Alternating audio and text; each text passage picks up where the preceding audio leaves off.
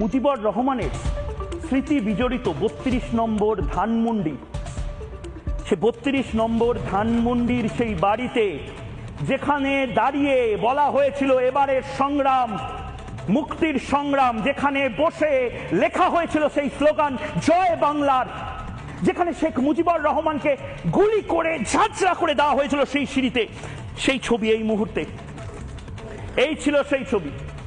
শেখ মুজিবুর রহমান জাতির পিতা, এই সেই ছবি যে ছবি ভারতীয়রা গোটা বিশ্বের মানুষ দেখতে অভ্যস্ত।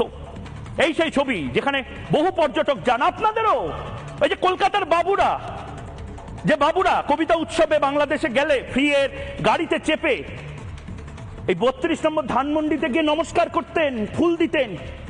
আপনাদের পোষা জামাতিরা কি করেছে দেখুন এই বাড়ি।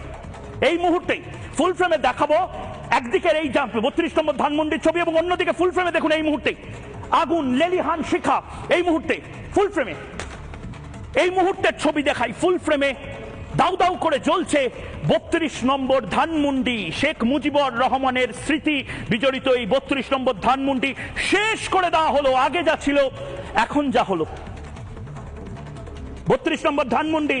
এরপরেও বলবেন ইন্ডিয়া খারাপ, এরপরেও বলবেন যে বাংলাদেশে এখন স্বাধীনতা সংগ্রাম চলছে। আরে কিসের স্বাধীনতা, যেখানে স্বাধীনতার সমস্ত চিহ্নগুলোকে মুছিয়ে দেওয়া হচ্ছে। আরেকটা পাকিস্তান, আরেকটা আফগানিস্তান বানানোর চেষ্টা হচ্ছে। খুঁজে ফেলুন, ধরে ফেলুন, উপড়ে ফেলুন এই সমস্ত মানুষকে যারা সনাতনীদের, যারা হিন্দুদেরকে একঘরে করছে, যারা মুজিবের স্মৃতিকে ধ্বংস করছে। এরা মীর জাফর, এরা মীর জাফর। এবং এই মীর জাফরদের চিনে নিন, এই মীর জাফরদের চিনে নিন যে মীর জাফররা বাংলাদেশের স্বাধীনতা, কিসের স্বাধীনতা, ৭১ সালের যা যা স্মৃতি ছিল সবকিছু, যা যা পাকিস্তান চায়নি সেই সমস্ত জিনিস ধ্বংস হয়ে যাচ্ছে। পাকিস্তানের দালালি করছেন, আফগানিস্তানের দালালি করছেন।